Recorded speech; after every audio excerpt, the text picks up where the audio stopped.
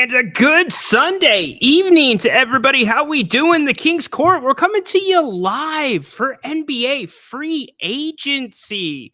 Man, is it becoming apparent to anybody why it looks like Malik signed before free agency started, or at least agreed to terms, I should say? During the bird right period, it is lean right now so far. And I know Paul George has not dropped, but there's conflicting reports here and there that the Clippers have moved on from Paul George. Looks like there is a statement that they've released. So we'll get onto that. There have been a decent amount of small moves, but the money that's being paid to a lot of these guys is a lot smaller than expected. Still waiting on some other big names. Klay Thompson, not so much. It's more about the separation with the Warriors. Where's he going to end up? And how about the Lakers and LeBron coming out and changing his tune, saying he is willing to stay in LA for less money if they can get a better roster, improve the roster. Basically, he's going to allow the Lakers to use the MLE, taking about a 15 mil pay cut, reportedly. It is what it is. LeBron just should have been formally named the president, the coach, everything of the Lakers. But hey, that's not why we're here. We're here to talk Kings. The Kings yet to really make any significant moves. We did get word that it looks like they are going to be bringing Alex Len back for $3.3 million on a one-year contract. I am completely fine with that move. If you listened to the Kings Court yesterday, we talked about some big free agent signings, some smaller ones. What were the top 5 in Sacramento history?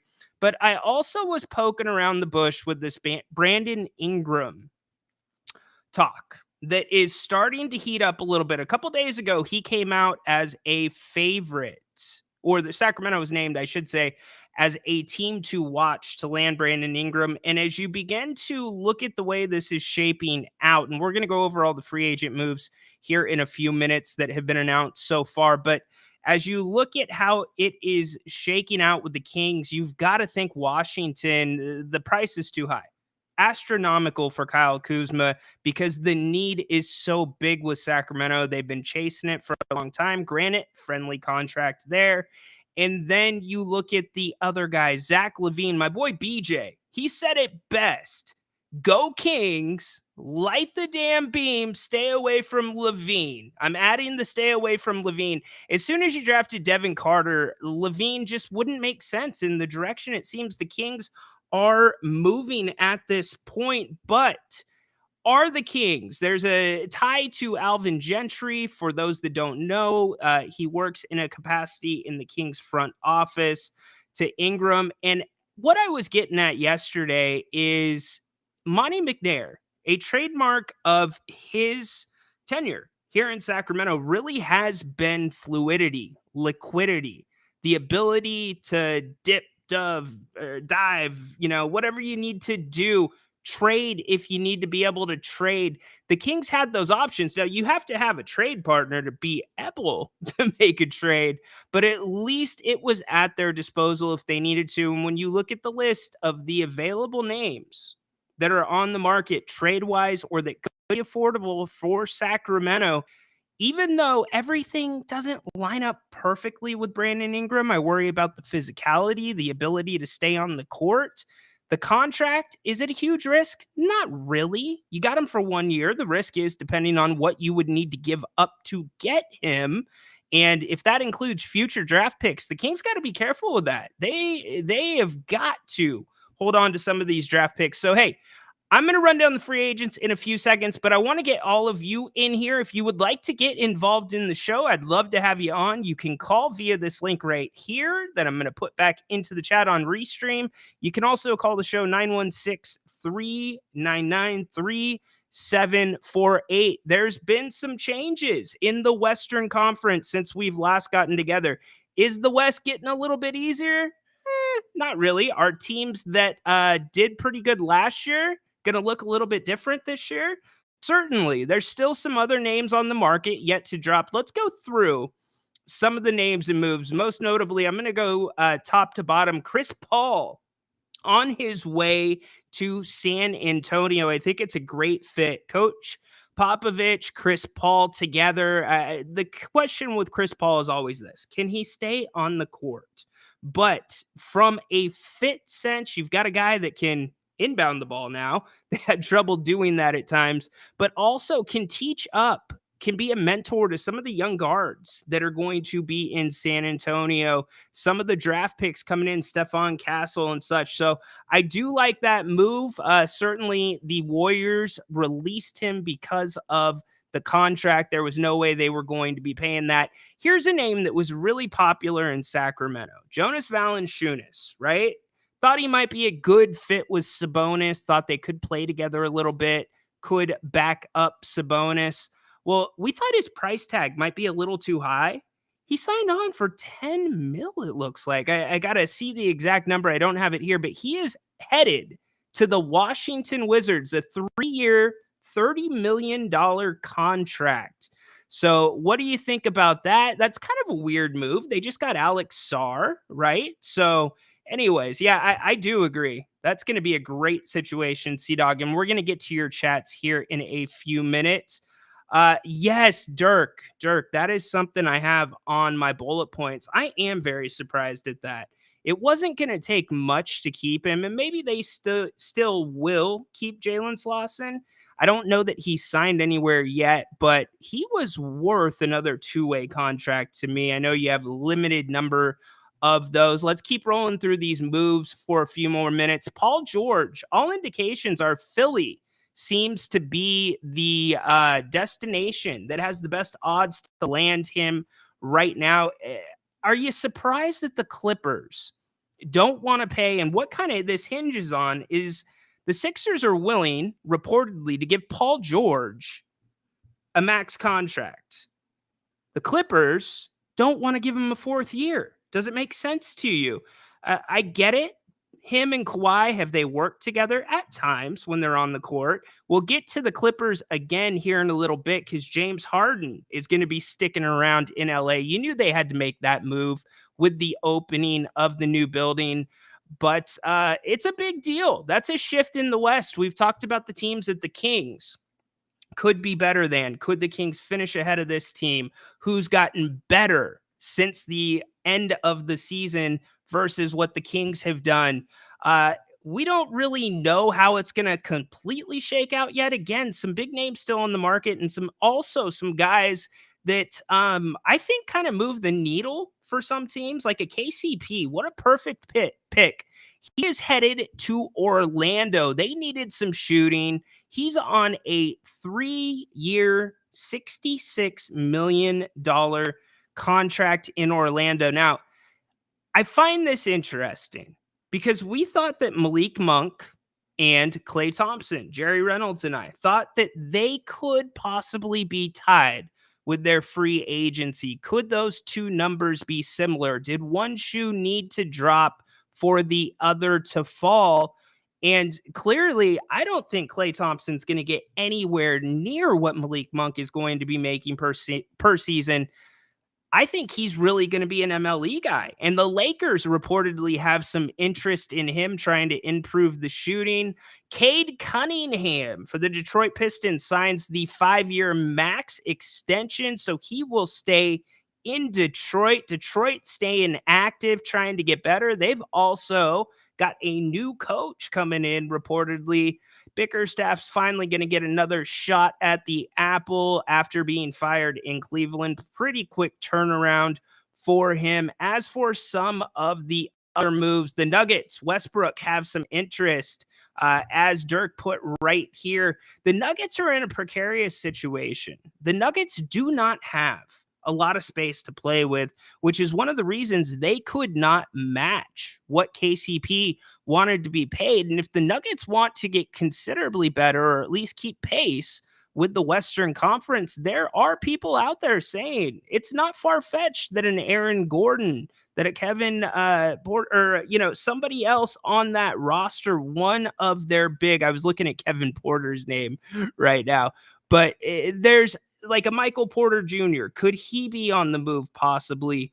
We will see. But again, are you surprised at how little some of these guys are being paid? I want to get your takes on that because I am quite surprised. It shows the power of this new CBA and the aprons. We saw the rat race, no pun intended. I know it's the year of the rat, but we saw a rat race for teams to get under those aprons. The Kings had to give up a couple of second round draft picks to get under the apron in order to maintain certain rights like sign and trade rights, being able to sign a player that's waived during the season that's making more than $12.9 million a year, and such. So Kevin Porter Jr. is another name that comes with some baggage. People think that he may have another chance to land in the league based off of what's been going on overseas. He has some legal troubles, which are well documented, still playing out. And another name who has had legal troubles, but has tried to fight his way back into things is Miles Bridges. What do you guys think about Miles Bridges? If I said Miles Bridges in Sacramento, you say what? Because he's got a bad history off the court, and it's something that I'm not sure this organization would want to touch. But he is an intriguing name. Again, Klay Thompson, DeMar DeRozan, Isaiah Hartenstein. Let's talk about him for a second. Oklahoma City seems to be the favorite to land him. Now, I'm curious, Patrick, 'cause I know my buddy Patrick in Long Island might be watching. I'm curious to see what his number is going to be. And again, I go back to the fact that Malik Monk agreed to come back to the Kings early during the bird right period. And now you're kind of getting an idea of why. I don't think Malik Monk would have gotten 17 on the open market based off of what we're seeing other guys, other established players get right now. And so it's really interesting because we are so early in free agency. There is still a lot out there to be had, but also a lot of teams that are scrambling right now, again, to maintain pace, to get a little better. And I'll ask all you, because the reason we're here is for your Kings. If the Kings are not able to land a big name, reportedly Ben Simmons is being shopped right now. Certainly, we hit on Brandon Ingram at the top of the show. And by the way, if there is any breaking news on your Kings or otherwise, we're going to be hitting this button. We're going back to the draft sound. We are going back to the draft sound if anything comes up. I want to give Sean Cunningham credit here. He did report earlier today that the Kings are, in fact, interested in pursuing Brandon Ingram and made the tie to Alvin Gentry. That is credit to him. We talked about that move yesterday on the Kings court and how I felt that was pretty much the only logical move out there for the Kings right now. But getting back to my point, what are the Kings are limited here. There's nothing else that you can consider bringing into this team, in my opinion, before you address the forward position. You have to have somebody that's a 3-and-D. And to Dirk's point, Jalen Slauson is not being brought back. And now he's not really a forward. He's more of a guard. But you look at some of the other names that are not coming back. Kessler Edwards, one of them. He's been a staple here in Sacramento since not this past trade deadline, but the deadline before. So he will no longer be an option on Mike Brown's roster. Now, not a huge surprise there. Not a huge surprise there. But I do start to get a feeling that the pressure for Devin Carter, if the Kings are not going to be able to make a big move, and I am not implying that by any means, because we are not even 4 hours into free agency. But if they don't make a big move, I don't see how that's going to be enough, regardless of what this young man comes out and does within his potential, or even maybe outside and better than his potential. We know he's going to bring it on the defensive end. It seems like he's certainly going to be a consummate professional. I've heard some of the people that covered him at Providence, also heard some of his coaches talk about him. You've heard some high comps, actually, that were surprising. In fact, I've seen some other hosts here in Sacramento fall out of their chairs at one of them, and rightfully so, because that is a large comp down the road. But the Kings, Monty, as Lydia said, Monty is on the phones right now, more than likely.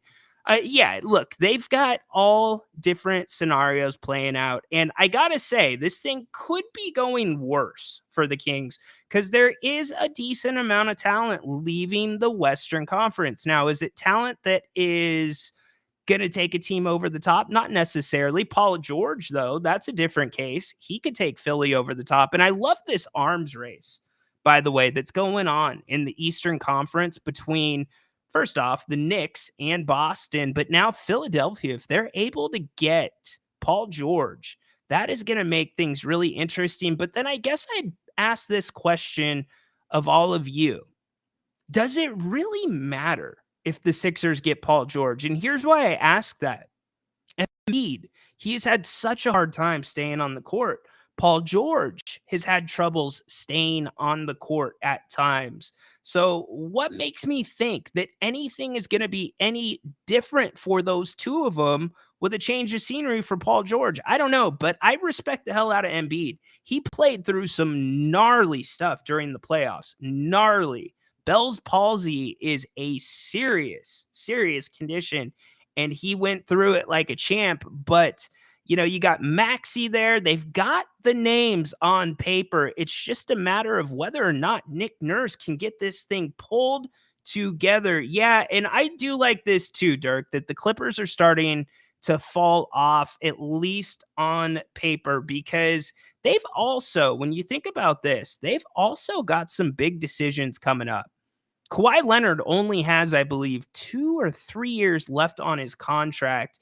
And if things are not necessarily going to continue on the trajectory that Steve Ballmer would like them to with the opening of a new building, then I could totally see them making a move. But I still think it is extremely notable to talk about how cautious teams are being with spending because of this new CBA. I find it fascinating.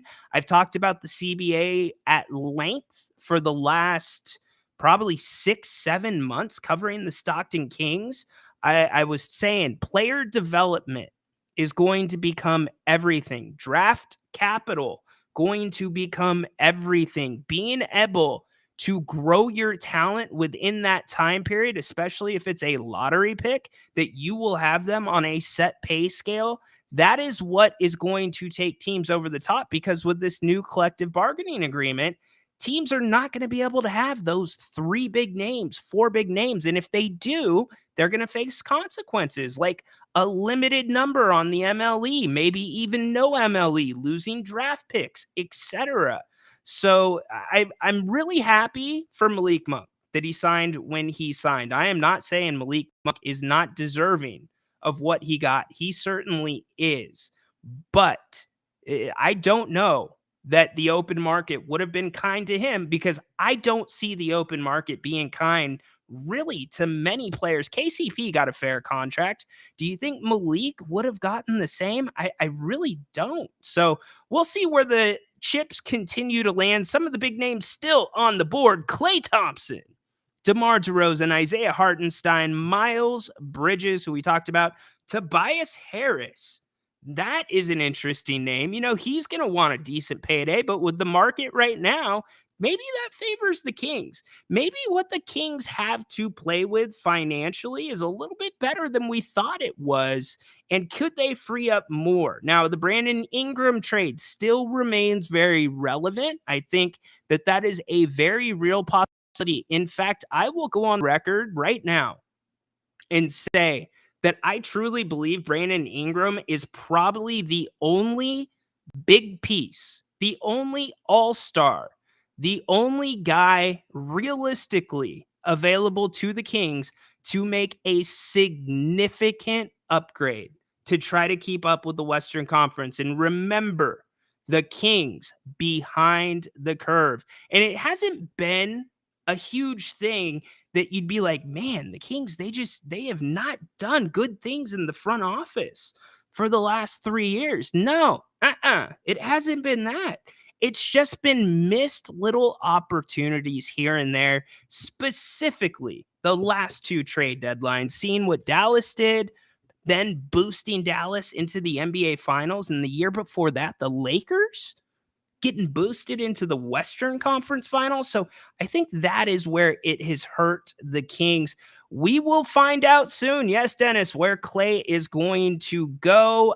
Jim, welcome in. How you doing tonight? Ryan, do you think things are sorry, that came up slow on my screen, Jim? Here we go. Ryan, do you think things are sort of on pause until the Chris Paul situation is clear? No, I don't think that that's the case. I think there's a couple other teams that may, and if you're talking about Klay Thompson, then no, I don't think the two have anything to do with each other.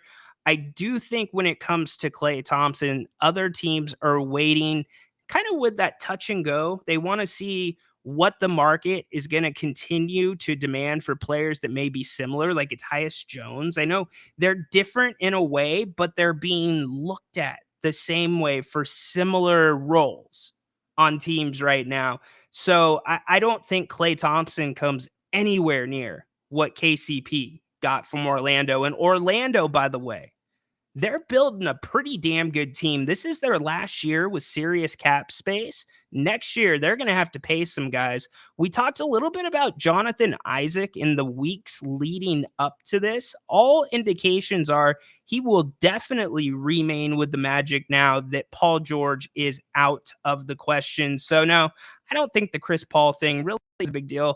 And quite frankly, Chris Paul is going to mean as much to the Spurs off the court as he probably will on the court, although he will make them better. He will, if he is able to play, boost their win total, I would guess, by 3 or 4 games alone with that move.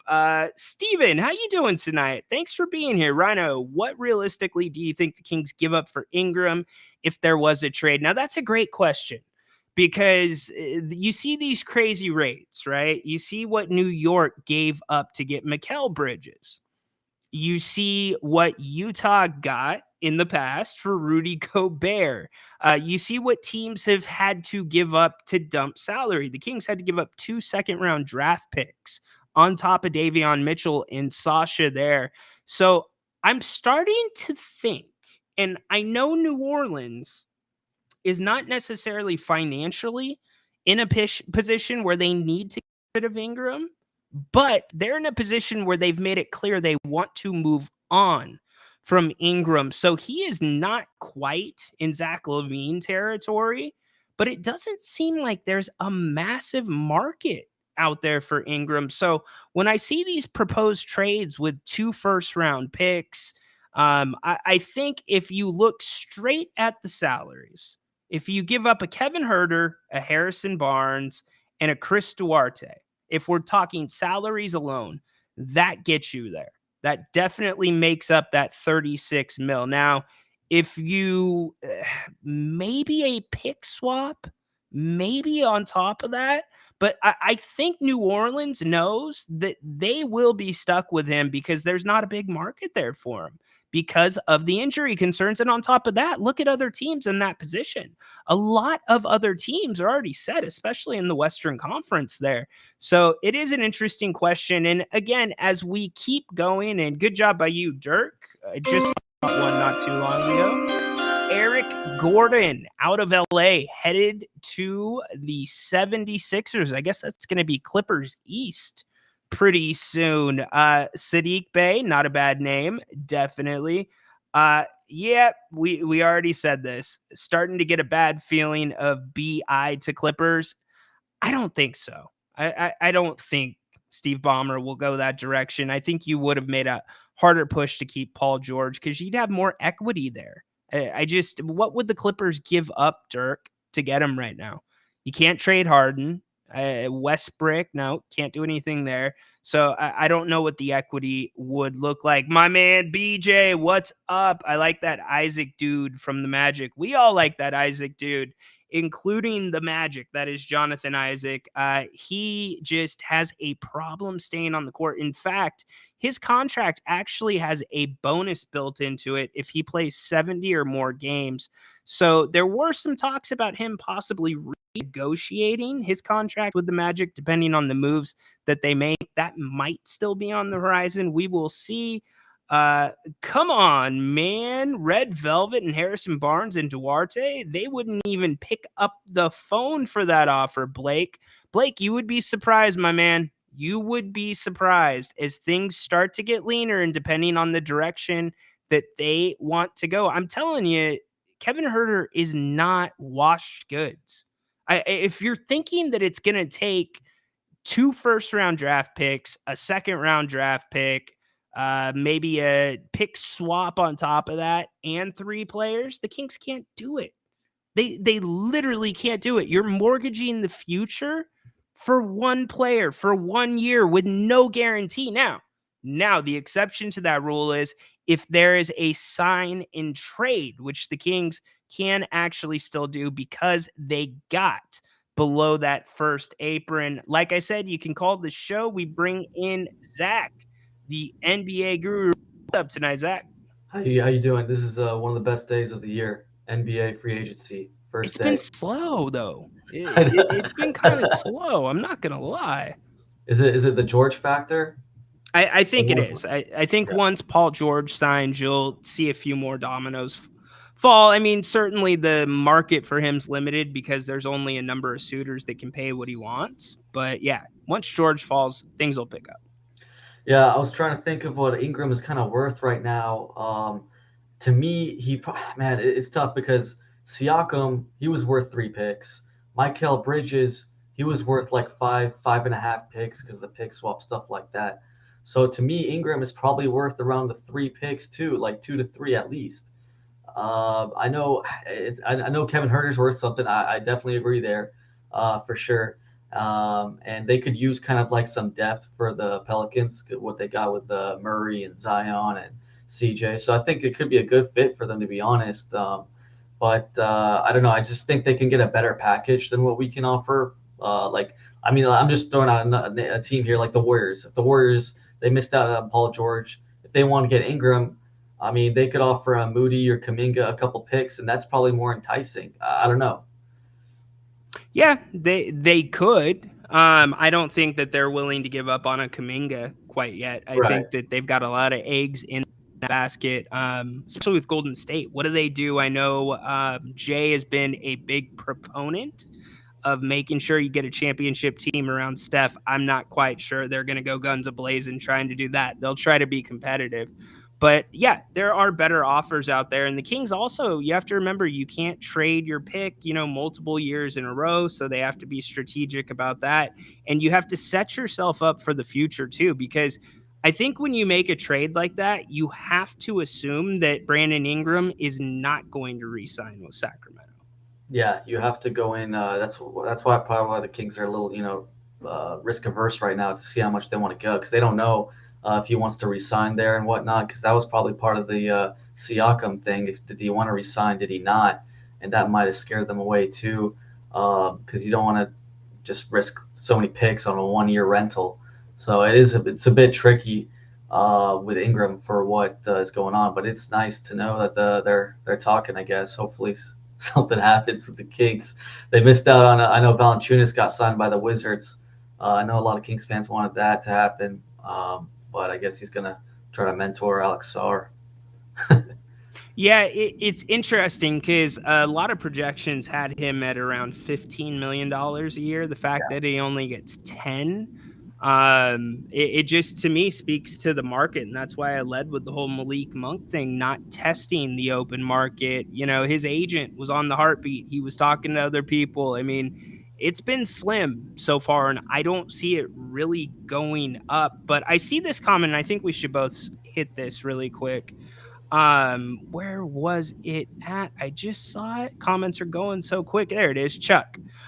Can't win when you don't have enough chess pieces that the Kings can't play if you can't get players. Well, that's the thing. I mean, are we just kind of wasting our time? Do the Kings realistically have the players and picks to pull anything off that's going to make them significantly better.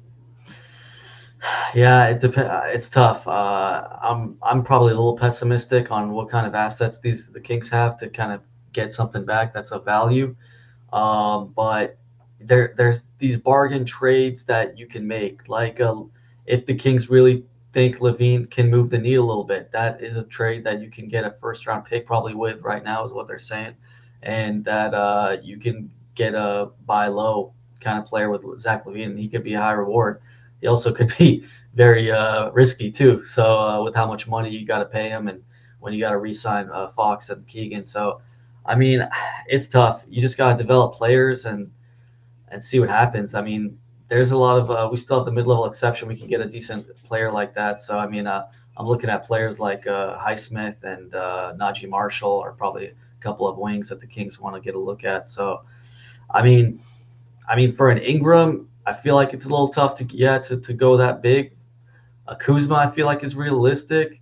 But I mean, I think we have some assets. I wouldn't be super pessimistic about what we have and what we can offer. I think we got something to get like an okay wing.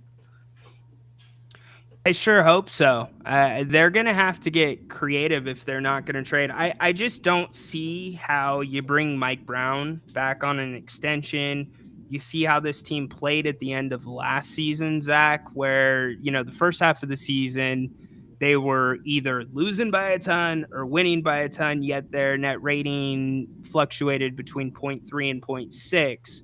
And then they experience injuries after the break. They flip to a defensive style, and their net rating almost triples by the end of the season. And so to me, it felt like maybe the Kings had backed into something, found something. We saw the first time, or the first real resemblance of what people thought Mike Brown basketball would look like. And so that to me was even more reinforced with the draft pick of Devin Carter, because he's that type of guy, or based on tape, mentally, his pedigree coming from an NBA family.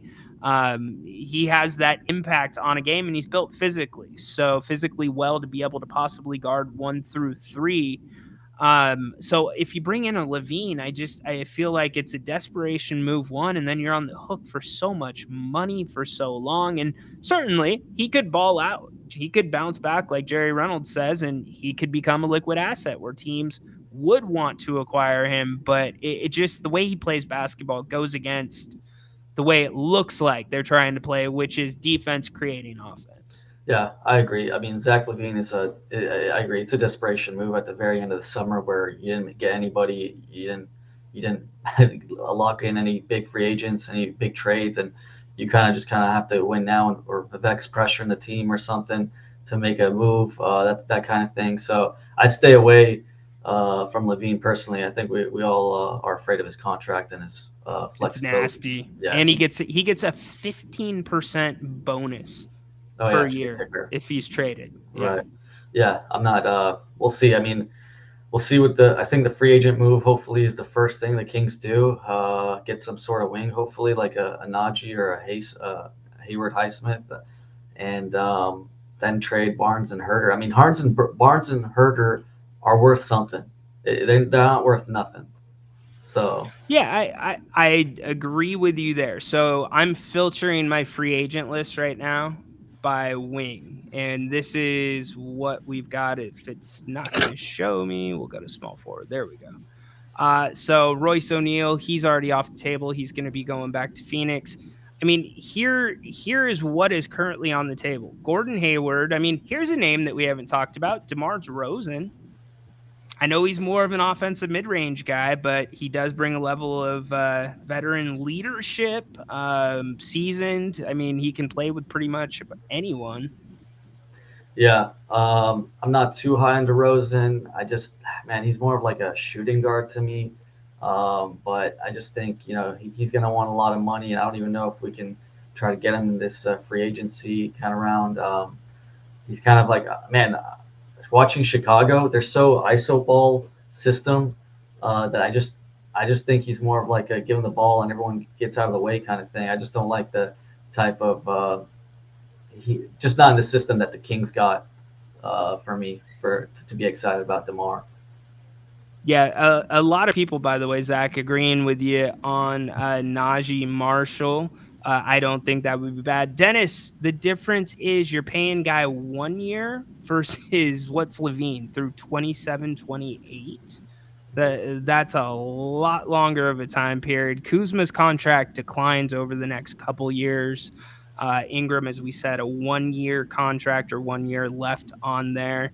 So it varies. I mean, there's names out there. So like I'm gonna okay. Yeah, keep going. Yeah, so Joe Ingles, Nicholas Batum, Miles Bridges. Now, Miles Bridges, let me, okay, seriously, let's have a responsible conversation here. I am not defending anything he has done. I am strictly talking about basketball. If Miles Bridges were to be an option in Sacramento, what's the reaction? Zach, how do you feel it? Chat, let me know what you guys think. If he doesn't have, if we're not talking about his off court stuff and that stuff is set aside, he'd be the perfect fit for us. Just plain and simple. He'd be a guy to Really good get. fit. Yeah, really great fit, a great wing, a decent scorer, big toughness guy. He would be perfect for us. But man, it's tough to take a guy with the kind of context he has in his background. But I don't know. I mean, we'll see if the Kings. I think there was a report. Man, I can't. I might be wrong, but I thought I read a report on Twitter once in the last week or two that the Kings were talking to the Hornets about him. But I might be wrong. I've heard off and on that there has been inquiries here and there. Alberto, yes, it has cooled off. Bobby Marks, in fact, came out earlier today and said that there is no market right now for Zach LaVine.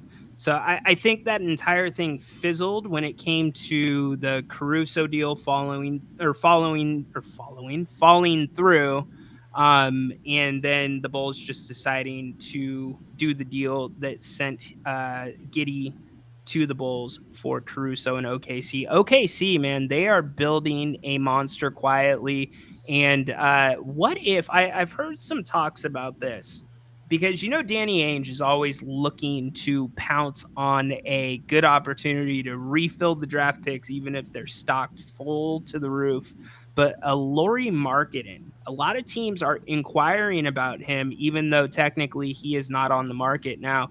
I don't think there's any chance Sacramento has the draft capital to get him, but OKC is a team that does, and he would be a wonderful fit there too.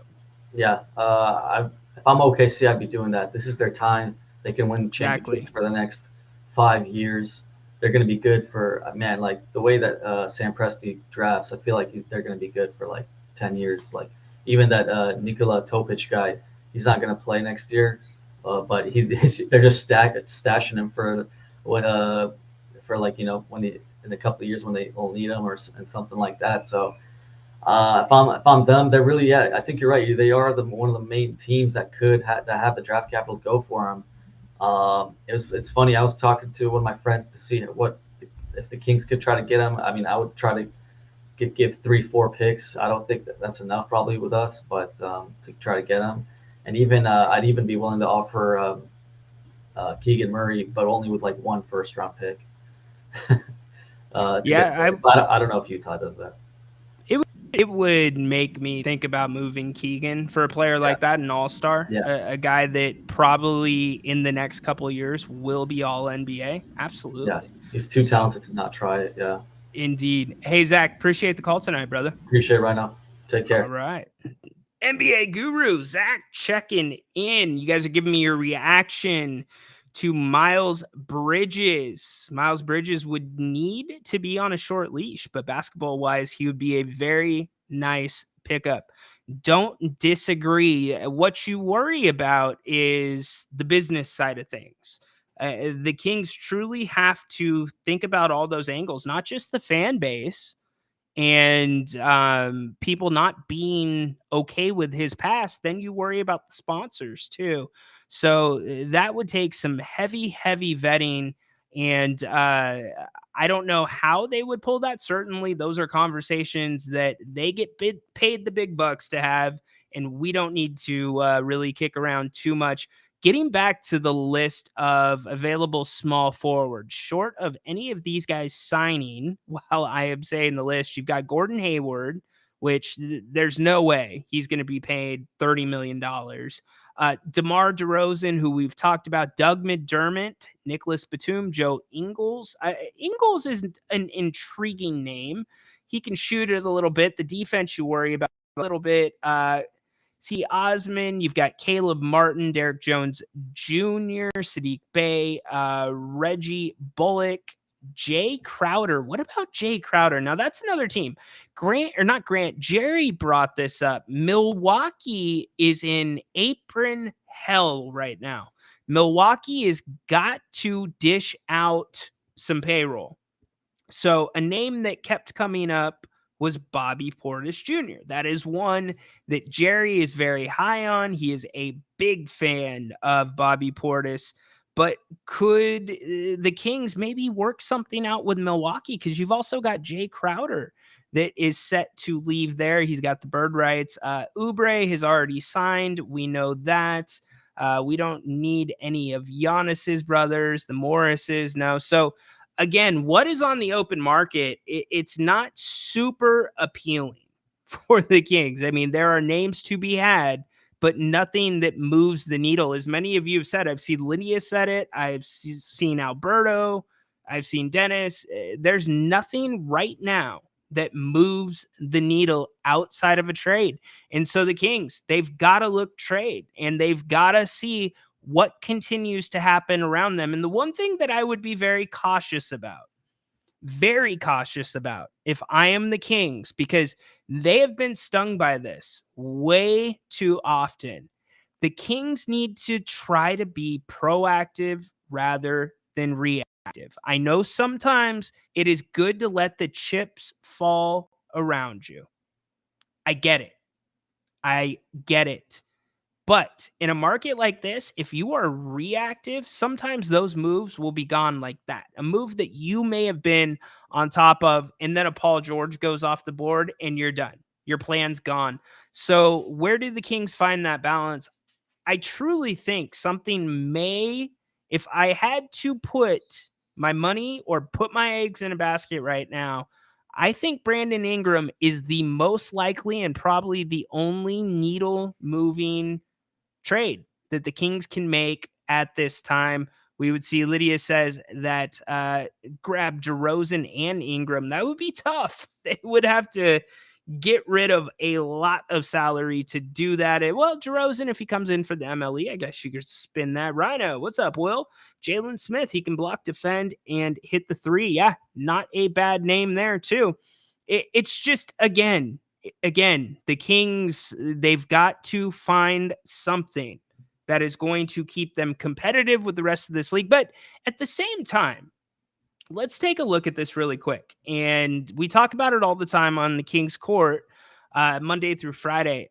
A lot of the problems the Kings had last year, I don't feel like, how do I put this? I feel like many of the losses that the Kings had last year, and I mean the frustrating losses, the ones that were like, as Kings fans, we're like, oh my gosh, that's the worst. Like, that's the worst Kings game I've ever seen. They had their share of them. You had bad teams coming into G1C and beating them, whether it's Detroit, whether it's Charlotte. You get my point. But a lot of times last year, it wasn't the other teams beating the Kings. It was the Kings beating the Kings. One of the stats that I point directly to is free throws. The Kings' free throw attempts were down 16% last year. Their made free throws down 21% last year. So what I'm trying to lay out to you is I think some of the problems from last year are more correctable than we think. Is there part of this narrative out there that the Kings are behind this eight ball when really they're not that far off? Remember, at the All-Star break, the Kings had won both meetings against the Mavericks that season. They had a better record than the Mavericks at that time. And then what did the Mavericks do? They got better at the trade deadline. So those are the opportunities where the Kings have missed. But I guess what I'm saying is through everything the Kings went through last year, they still won 46 games. 46 games. So, yes, this team has to improve. We know that. They've got to get better incrementally. But if they are not to land a Brandon Ingram or a Big Fish, are the Kings still able to be competitive this year? And has that window changed, if at all? Because I'm not sure it has. To me, last season was a sidestep. It was a step to the side. The Kings accomplished all of the things they set out to do in the offseason, which was increase their depth, improve their rebounding, and then also offensive rebounding on top of that. And the Kings did all of that. The Kings were an excellent offensive rebounding team. And conversely, they were very good at keeping teams off the offensive board. Their depth got improved, as we know, even though it wasn't the right depth. Chris Duarte, Sasha Vezenkov, and part of that is probably on the Kings overhyping Sasha to a degree, thinking he would have a bigger impact. Maybe it was wishful thinking than he actually had. But look, they did their things. They just didn't do them well. So what can they do to get better in this time where we are in the free agency period? Started at 3:00 Pacific today.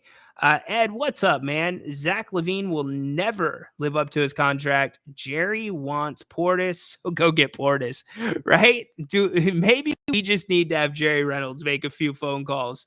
Jerry can get things done. Monty gets things done too. It's just, some things we wish could have been better at times, but the Kings did. Remember, you are kind of in your best case scenario right now. If you're looking at the Kings off-season scenarios, you got Monk to an agreement, right? You're falling into place. You've got Alex Len coming back. I know that is like running it back to a degree, but Alex Len has improved incrementally over the last 2 years, and his style fits. I think that if JaVale McGee had not been on the roster, I think Mike Brown would have been given, or Alex Len would have had an opportunity to show Mike Brown that he could play some of those matchups that Mike Brown deferred to JaVale McGee on. Alex Len has shown his athleticism improving the last 2 seasons. So 3.3, I'm good with that. But one thing's for sure, this is Mike Brown's team now. With an extension, when he already had time left on his contract, this is going to be Mike Brown basketball. And if the NBA continues to let teams play, which I anticipate they will, Adam Silver is not happy with the positionless basketball. He is not happy with the 3-point era. So the Kings, when they play their games, and they are a race to 100 points, and the Kings are winning what I call the special teams of basketball, which is the transition game, points off of turnovers, getting to the free throw line, getting the other team in the penalty, all those things. Because when you get to the free throw line, most times then you get to set your defense on the other side. So, a little tweak here, a little tweak there. A lot of talk about Sabonis improving his 3-point game. He doesn't need to improve the 3-point game in terms of quantity. He just needs to be able to step up confidently and hit a 3-pointer, be able to step up confidently and hit a mid-range jump shot, because then it makes the defense respect you, which then opens everything up for everyone else. Because Sabonis, although a great decision maker, if you want to give him a little demerit in one place, it's that he makes decisions a little slower than you'd like. So all these things I'm pointing out to you, I know they don't have to do with free agency, but I'm trying to paint this picture that, if the Kings end up running this back and maybe getting a Bobby Portis, or maybe they end up getting DeMar DeRozan, something along those lines, there is still hope for this team. This is still a good team. The style of basketball that they played at the end of the season translates. Did you hear Monty McNair in the Devin Carter, after the first round of the draft, his press conference? He was asked about drafting Devin Carter in a draft where it was completely subjective outside of the top 3 picks. Usually people and teams draft best player available. That's not what happened in this draft. You saw Ron Holland go 5, which I don't think is a terrible pick, but not many people had him going 5. Rob Dillingham, Minnesota trades up to 8 to get him. He would have been there probably after the lottery. What I'm saying is Monty McNair said there were a lot of Devin Carter types out there playing in the playoffs, and he's right. It's your Derek White types, and I'm not trying to comp the two players, but they play a similar style. They are not the same player. They play a similar style. So the Kings did go best available, which means they are sticking to their ethos. Now becomes the time where they have to get creative. Monty knew, Vivek knew, we all knew that it was going to come to this. We knew that because the Kings did not keep up at times with the rest of the Western Conference, they were going to have to make a big splash. And it just so happens that big splashes are very, very expensive right now in the NBA, especially with the implementation of the new CBA. What I'm trying to tell you, the Kings might be okay. They might be okay if you don't get Brandon Ingram. We will see. BJ, my man, what is up? Stephen Schmidt, the Kings need to play defense. Stop jacking up threes, mid-range, dictate the tempo. So that's one of those misconceptions. You can still not play a helter-skelter, I don't want to say free-flowing. How do I put this? You can still play a fast tempo without or with having principles, without just chucking up the first shot you can see. It is still possible to play fast within that realm. The Kings showed they could do it actually with a limited team last year when they were dealing with injuries. And that's the other thing. You got to take injuries into account. De'Aaron Fox, he was dinged up at the end of the year. Domas was dinged up at the end of the year. They kept playing. Obviously, Monk, they were without. So, yeah, this team's going to look a little bit different. But, again, it seems like it is moving in that Mike Brown direction. And as much as we keep saying Brandon Ingram, and we think that could be the best play, the right play for the Kings, let's be honest. Did the styles really match up as well as we think? Are we making ourselves fall in love with the styles because we feel like, this season's going to be lost if a move is not made at all costs? Because there's some people, and I know Grant is not one of them, there is some people that still believe that Kevin Huerter will be on the roster opening night. I think that is a fascinating conversation. Living proof. How you doing tonight? Appreciate you being here. The biggest, most shocking thing about the Sasha thing was that the Kings organization went over to Europe. Mike Brown went over and watched him play. They didn't like his defense, but committed. Well, two things. They kind of needed to commit at that point because they needed him. They didn't know what the ceiling was going to be on Sasha. Obviously, they expected it to be a little bit higher.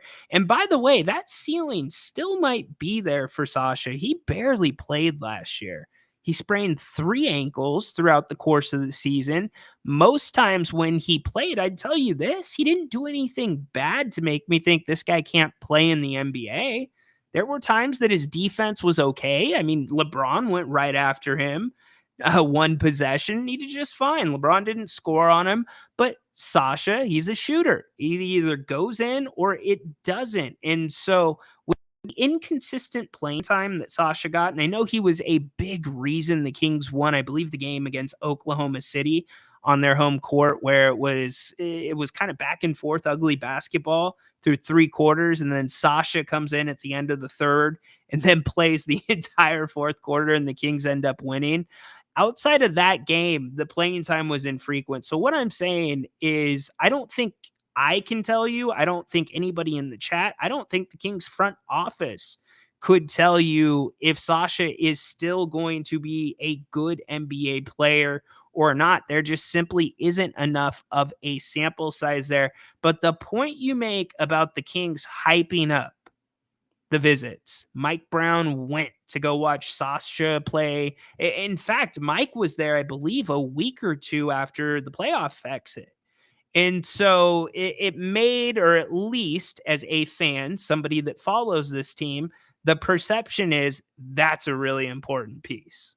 And when Kings fans think back to important pieces from overseas, what are the names that come to mind? Peja Stojakovic, Hito Turkoglu, these guys that were huge for the Kings. Vlade Divac, right?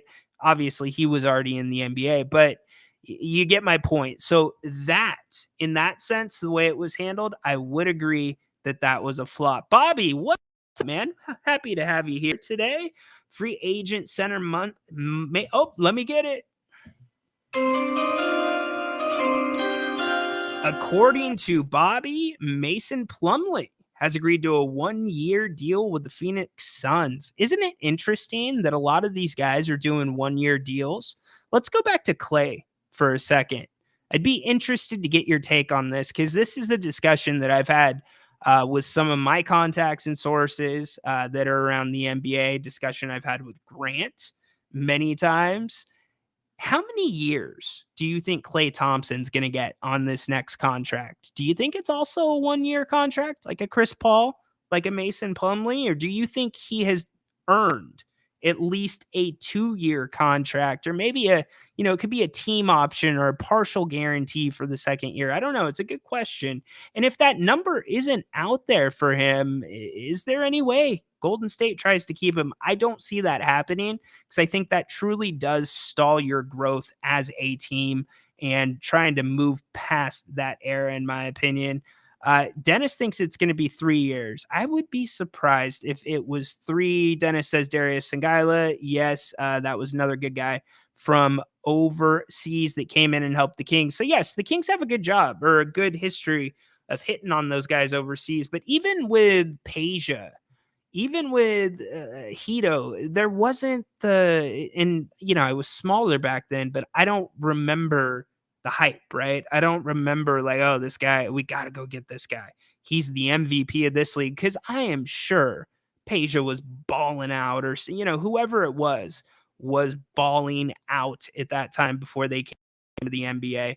So let's go over some of the moves if you are just joining us. The news. Let's kick this off from the top. I will give you another buzzer. Actually, we're back. I'm back, baby. All right. I am back, baby. We're starting this show from the top just to let you know. The moves today, before we get into them, there is a report that the Kings are, in fact, engaging or reaching out to the Pelicans, attempting to check on Brandon Ingram's availability, what the cost would be, the relationship between Brandon Ingram and Alvin Gentry, who is a member of the Kings front office, has been referenced in that as well. So we will stay tuned to that. Remember, New Orleans just got DeJounte Murray from the Atlanta Hawks just a couple of days ago. So they are making moves as well. But free agency opened up today at 3 p.m. Some of the notable moves as of right now: Paul George looks to be headed out of Los Angeles. They do not want to give him a 3-year or a 4-year max deal. The 76ers seem to be the most likely landing spot for him. LeBron James has said that he is willing to possibly come back to the Lakers, which is no surprise. Him opting out was going to happen all along. He's also seeking, reportedly, a no trade clause, which makes sense at this point in his career, but he is willing to take less money to free up around $15 million, aka the MLE, which is 12.9 for the Lakers to improve their roster. Chris Paul has signed with the San Antonio Spurs. He will be paired with Victor Wembanyama. Cade Cunningham back to the Detroit Pistons. 5-year max extension for him. James Harden, 2-year deal back to the Los Angeles Clippers. No surprise there. They're opening up a new building, and the Warriors are still prepared or preparing to lose Klay Thompson. There's been a bunch of other smaller moves in between that. We'll go through those more as the show goes along. Most notably out of those, KCP on his way to Orlando, 2 years, $66 million. That's or 3 years, excuse me, $66 million. That is a big contract for him, and deservingly, he deserves that contract in my eyes. And the Magic absolutely needed him to improve the shooting. He will give them a big boost as things go on. And we are getting reports that Najee Marshall, see, 3 years, $27 million. What's the holdup? You remember when I said proactive versus reactive? There must be something in the works. That's all I can say. And certainly it's free agency. Guys are going to sign where they want to sign. Who says that any player, Najee, wanted to be in Sacramento? But that was a name that came up earlier in the show. Basically, as of right now, the only move that has been reported for your Sacramento Kings is Alex Len returning for $3.3 million as the backup center for your Kings. Details on that not out yet. It will be interesting to see if that is a guaranteed contract or if that contract is not guaranteed. As for the two-way guys, Jordan Ford no longer will be here in Sacramento. The same goes for Jalen Slauson and Kessler Edwards. All three are not expected to be back with the Sacramento Kings. So the Kings, about 4 hours, just over 4 hours and 3 minutes into free agency. That is all we have at the moment. But do remember, Malik Monk has agreed to terms with the team. And I go back to this. What do you think Malik Monk, and I know Zach, the NBA guru, is just eating this one up right now because I thought that the money was going to be much more earlier in the season. But what do you think Malik Monk would have been offered on it or in the open market? Do you think he could have got 22 a year like KCP? I'm not sure. Very interesting. I mean, certainly it's a great deal for Malik. I think it's still going to be a good deal for Sacramento. It's 17 and some change per year, but very interesting. The big surprise for me so far in free agency is this: not as much money being thrown around as we have seen in past years. Speaks to the power of this new CBA, teams being cautious. You're also seeing shorter contract lengths. James Harden, only 2 years with the Clippers. Chris Paul, 1 year with the San Antonio Spurs. So they got Marshall and we got McDaniels. Let's talk about Jalen McDaniels for a second. I do want to talk about him. He is a San Diego State guy. He's a guy that's been with Charlotte, been with Toronto. As you know, I want to set the expectations, at least based off of my conversations.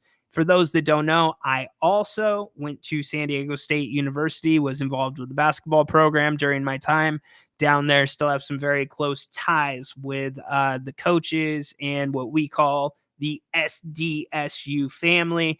And I had a chance to talk to one of the guys that coached Jalen. And the best comp that I could give you right now for Jalen is probably a more athletic Chimezie Metu, a guy that's more explosive than Mezzi. He is also probably a little bit better running the floor. However, his mid-range game, not great. 3-point game, a lot to be left desired. He's 6'9", has a decent wingspan. However, he's a little slight of frame. You'd like to see him have a little bit more muscle on his body, especially with the positions he would be asked to guard here in Sacramento. Now, that being said, he is an excellent help side defender. The same, though, the opposite goes for individual defense. Sometimes gets pushed around a little bit too much, but Jalen has a decent amount of upside. And I know that his numbers would dictate to you that maybe the NBA is kind of panned out the type of player he is. You don't know that. He's played behind some decent guys at that position. Obviously, Pascal Siakam, OG Anunoby. He's probably learned a little bit during his 1 year in Toronto and their limited year in Toronto before both of their trades. But I think the fit here in Sacramento is going to be decent. I don't think it's going to be anything that is going to move the needle for the Kings. But, you know, he may be able to come in and help you here and there in spot duty. Certainly games where the Kings do not have as much athleticism, games where the game is being played more above the rim rather than under, then those are the games that Jalen might be able to give you a few minutes here and there. But he's going to be working on the 3-point shot. I know that. And also an extremely diligent and hard worker from everything that I was told. So the Kings still on the clock. That's my summary on Jalen McDaniels. Time to get Highsmith. We'll see. You know, they still have to deal with their own salary things. Mr. Angel chiming in. Monty went to sleep, and so should all the Kings fans. No. See, that's the wrong attitude. We are 4 hours into free agency. You don't know what's being talked about. The fact that Sean Cunningham had his report earlier today about the Brandon Ingram tie.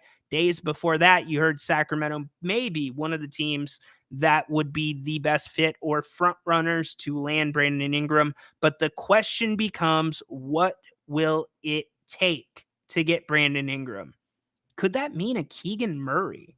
Would a Keegan Murray possibly be involved in that type of trade? Who knows? I don't think anything is off the table for this Kings team, minus Fox and Sabonis.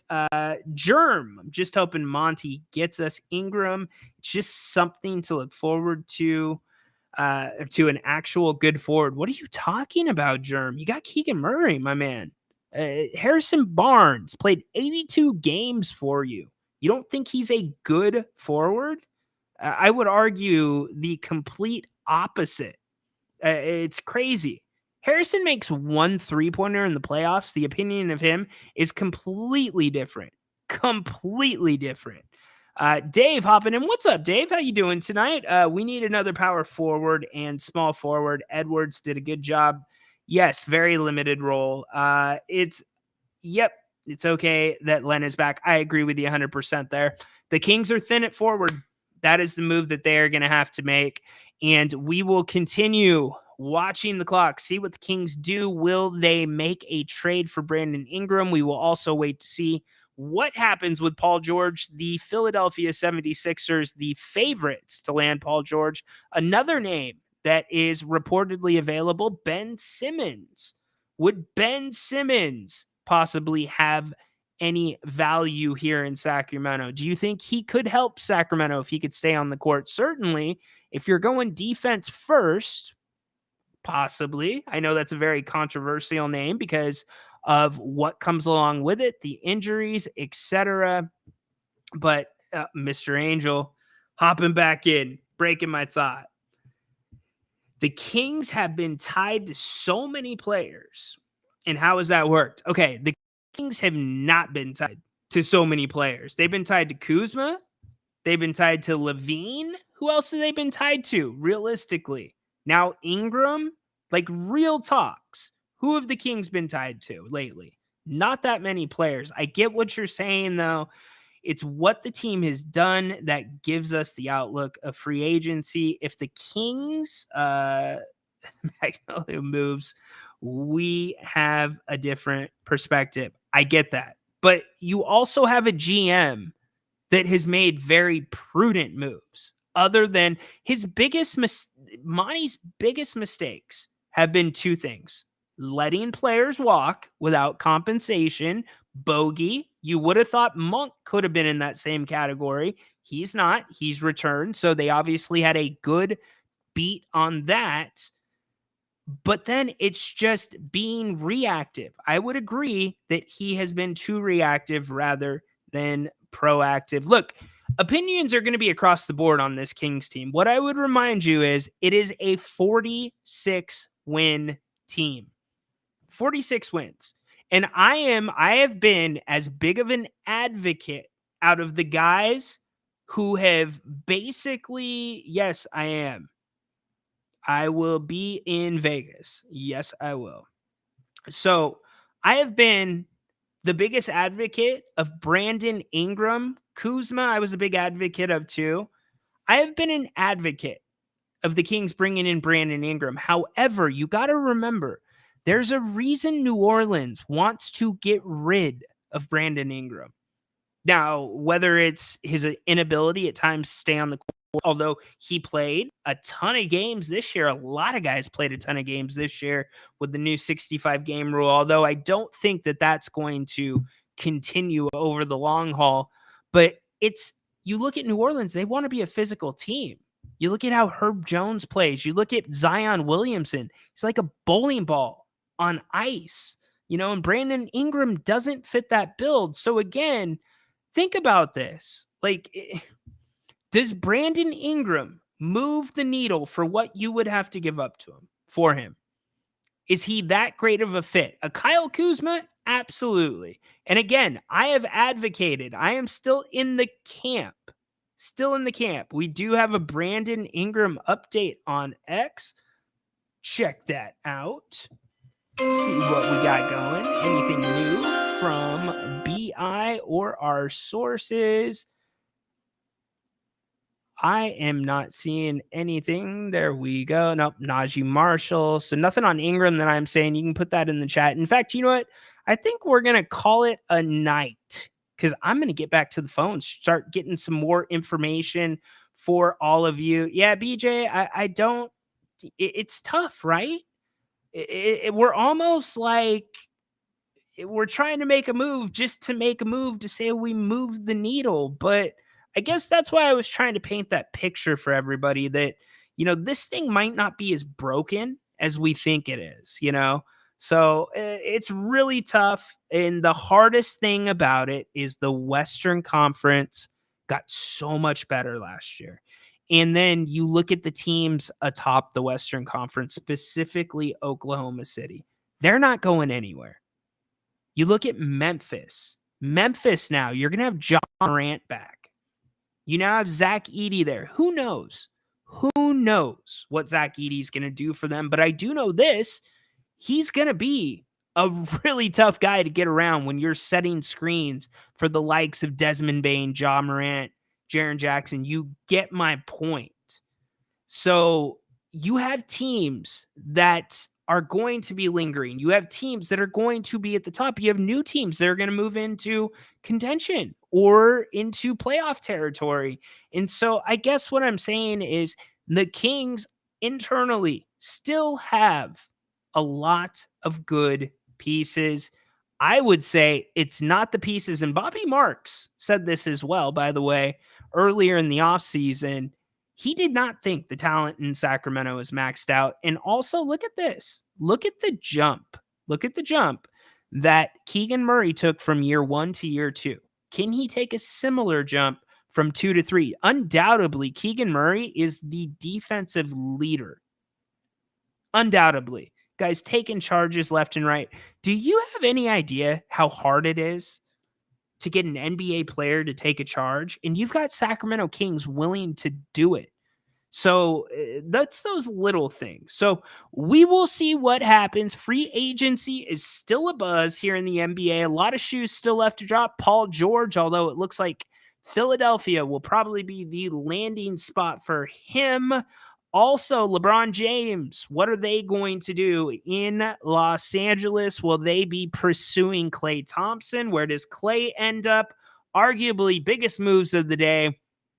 KCP to Orlando. Chris Paul headed to play with Victor Wembanyama in San Antonio, amongst others. A lot of action still going. Keep your eye on free agency the rest of the night. I will as well. Yeah, Metu, he's still out there, but now that you got Jalen, I think you would have two of the same very similar guys. So keep your eye on free agency. If anything happens with the Kings, by the way, make sure you stay tuned to my X account. I will post any updates based off of what I am hearing in any conversations that I have the rest of the night with people connected to the team. And do us a favor, make sure you're subscribed to. If you don't like that, you can find our entire library of content there. And then Monday through Fridays, we are back at 2 p.m. The Kings Court Live tomorrow will be right dope. Mondays and then Tuesdays. For those that don't know, Jerry Reynolds joins us every Tuesday for Jerry Reynolds Tuesdays. And I know some of you, BJ and others, have showed some interest lately in collecting cards, sports card collecting. Guess what? We've got an expert coming on next week. I can't wait to tell you more about that. And then lastly, Gabriel Harris, the acting GM of your Stockton Kings. He's going to be joining the Kings Court here in the next couple weeks once free agency slows down.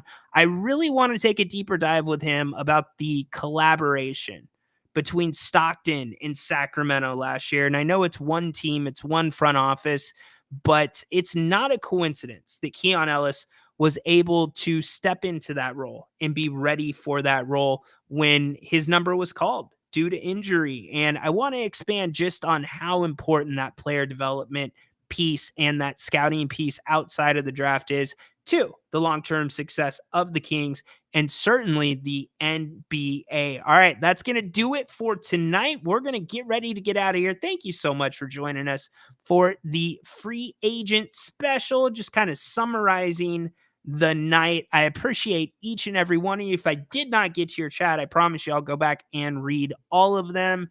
And can't wait to be back with you tomorrow live at 2 o'clock Pacific. We'll be right here with the Kings Court as always. BJ, I'm going to steal your line. You know that, right? So hit it, Tedora. Holy moly, Jimbaboli. Love it.